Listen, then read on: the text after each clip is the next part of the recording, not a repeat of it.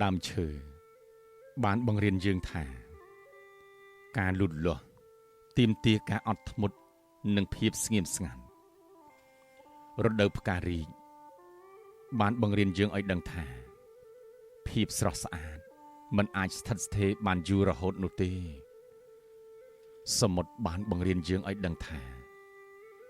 យើងអាចធ្វើបានទាំងស្លូតនិងកាចទាំងទន់ភ្លន់និងរឹងមាំពពងកើតទៅជាទឹកភ្លៀងបានបង្រៀនយើងថា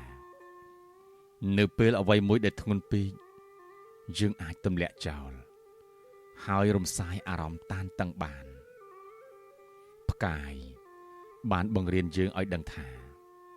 ភាពងងឹតគឺចាំបាច់ណាស់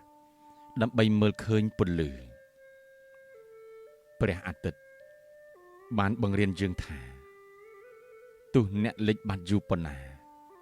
ក៏អ្នកអាចរះឡើងវិញម្ដងទៀតបានដែរធម្មជាតិបានបង្រៀនមនុស្សច្រើនណាស់